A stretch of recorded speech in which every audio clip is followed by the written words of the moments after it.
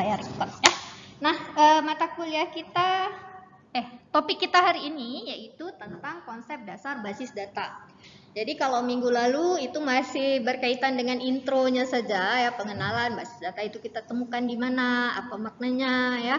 Nah, sekarang akan kita lihat lebih detail apa itu basis data ya, apa itu basis data yang sebetulnya. Nah, masih ingat minggu lalu apa yang dimaksud dengan data?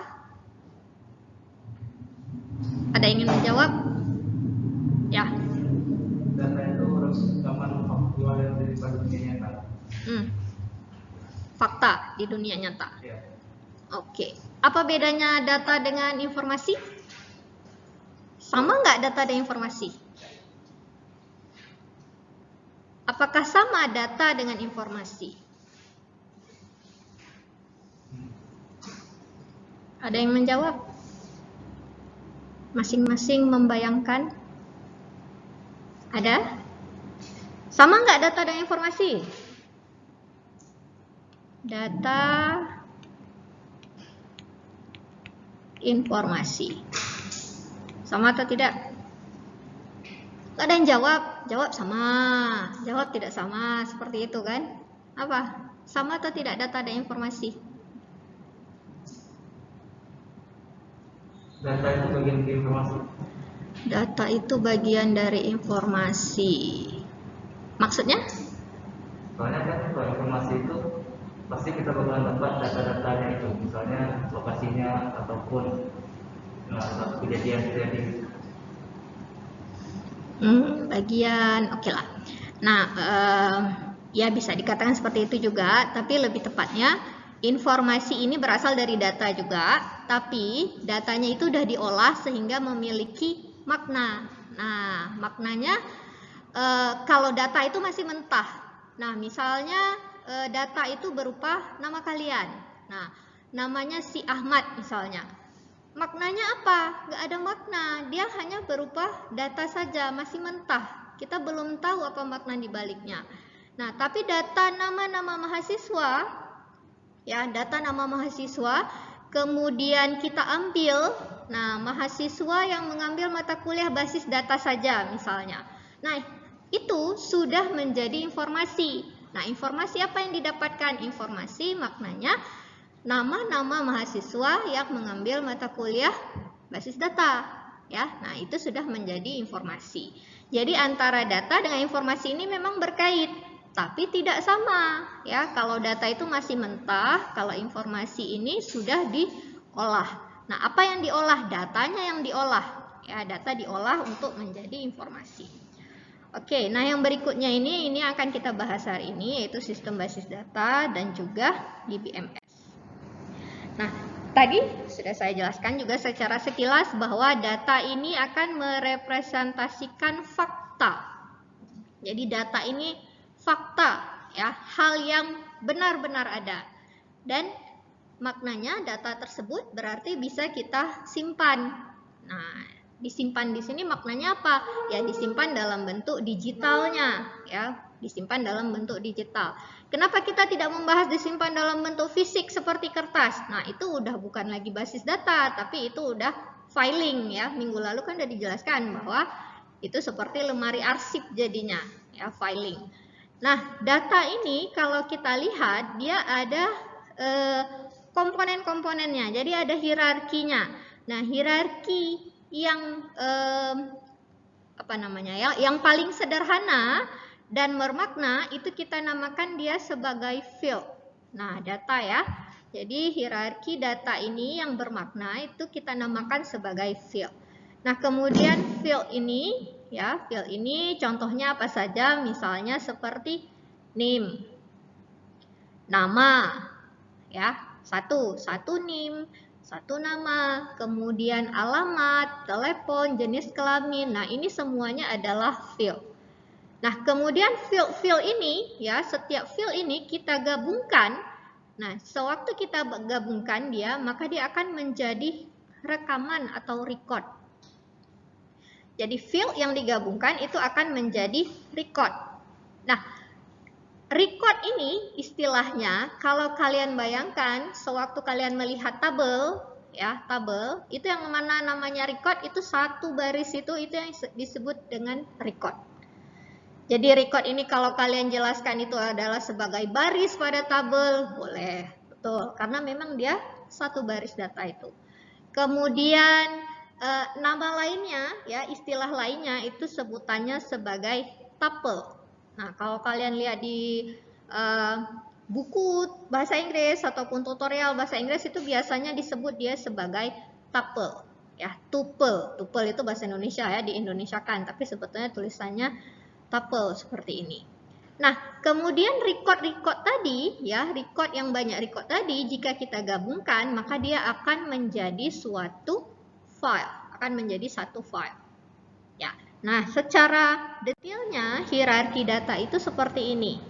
Nah, kenapa tadi saya katakan field ini yang paling sederhana, padahal di bawahnya ada, ya, karena field inilah yang bermakna. Tadi saya katakan bahwa itu data yang sederhana tapi bermakna. Nah, kenapa di sini saya tidak katakan bit?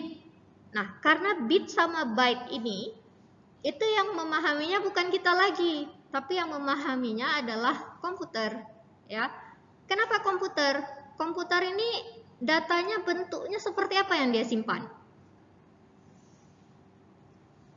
Apa? Biner, ya.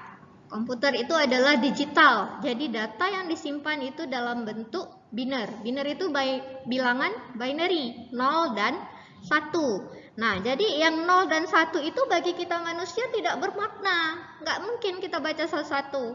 Nah, serahkan itu memang untuk si mesinnya yang bekerja. Nah, biner tadi itu akan mewakili byte-nya. Nah, kemudian byte tadi yang dikumpulkan itulah yang nanti akan menjadi field. Nah, field inilah yang bermakna bagi kita. Jadi data yang paling sederhana, yang istilahnya yang bisa kita pahami, itulah yang kita sebut dia sebagai field. Nah, jadi kalau misalnya kalian melihat, contohnya misalnya ini, ya, Sutarjo. Nah, Sutarjo. Nah, Sutarjo ini adalah field. Ya, Sutarjo adalah field. Nah, sebetulnya field ini itu terdiri daripada aksara-aksara, ya kan? Sutarjo, apa saja aksaranya? Ada S, kan? Kemudian ada U, ada T, ada A, ada R, ada J, dan ada O. Masing-masing aksara ini, ya, masing-masing aksara ini ada perwakilan byte-nya, ya, byte-nya. Nah, jadi masing-masing aksara ini itu kita sebut dia sebagai byte-nya. Pernah nggak kalian melihat bahwa satuan memori tempat penyimpanan kita itu kan tertulis sebagai byte, kan? Apakah KB apa? Kilobyte, MB apa? Megabyte, GB? Gigabyte. Kenapa sebutannya byte?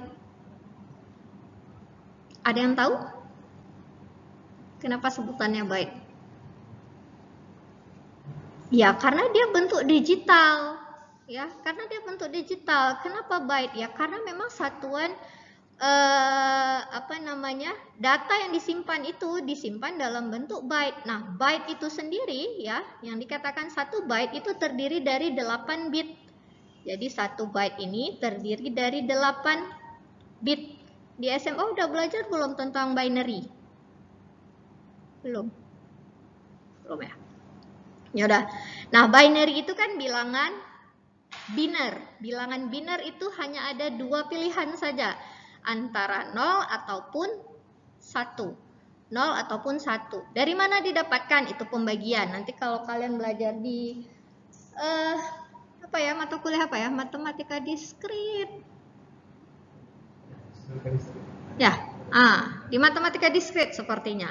Nah, itu bagaimana cara untuk mengubah dan seterusnya. Jadi saya tidak akan bahas lagi. Nah, satu byte ini, ya, terdiri dari 8 bit.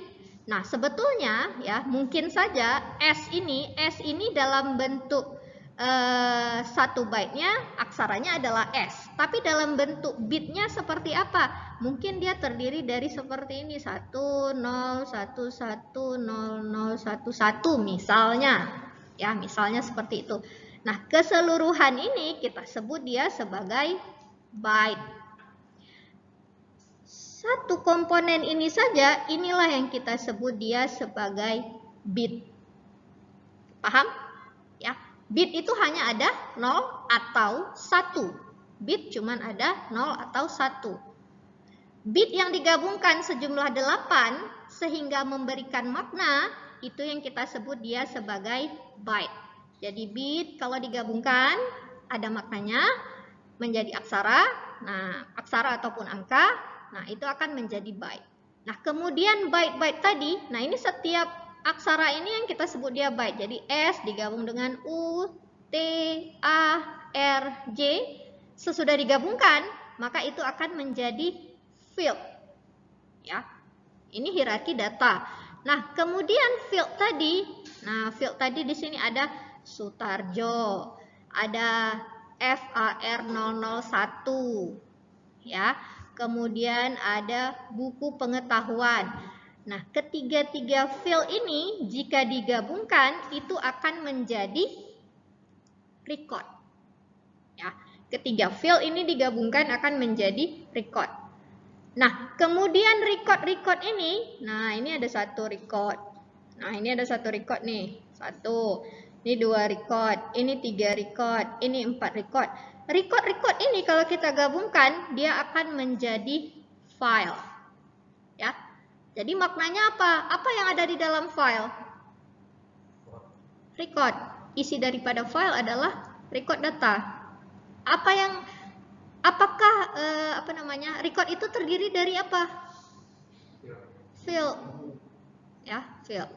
Nah, kemudian, tadi kan record digabungkan itu akan menjadi file. Kemudian file tadi, file itu bisa banyak jenisnya. File ini akan tergantung data apa yang ingin kita simpan. Kalau data yang ingin kita simpan itu adalah data buku misalnya, maka dia akan menjadi file atau tabel buku. Kalau misalnya kita ingin menyimpan data pengarang bukunya misalnya, maka dia akan menjadi file atau tabel pengarang. Nah, jadi file-file tadi, ya masing-masing file tadi jika kita gabungkan itu akan menjadi basis data. Nah, jadi secara ringkasnya basis data ini adalah kumpulan dari apa? File. Nah, basis data ini adalah kumpulan dari file. Tapi tidak stop sampai di situ. Basis data adalah kumpulan dari file yang saling berrelasi dan terstruktur. Ya, terstruktur dia, ada strukturnya. Nah, kemudian ya, dari basis data inilah kalau kita buat sistem untuk mengakses basis data tersebut, maka hal tersebut dinamakan sebagai sistem basis data. Nah, ini dia tahapannya, ya, tahapan tentang data. Ini memang konsepnya sederhana. Jadi kalaupun kalaupun misalnya kalian lihat, misalnya waktu merancang, memang hal ini tidak terlalu penting. Tapi ini adalah konsep yang paling sederhana. Jangan sampai ditanya, basis data itu apa? Basis data tabel. Atau ada yang tanya, di BMS itu apa? Di BMS basis data. Salah. Ya, salah. Nah, jadi konsep-konsep inilah yang ingin kita pelajari ya, supaya jangan salah pemahaman lagi. Jangan sampai mahasiswa informatika salah paham pula kan. Ada yang bilang basis data itu sama dengan di BMS. Itu adalah salah. Oke.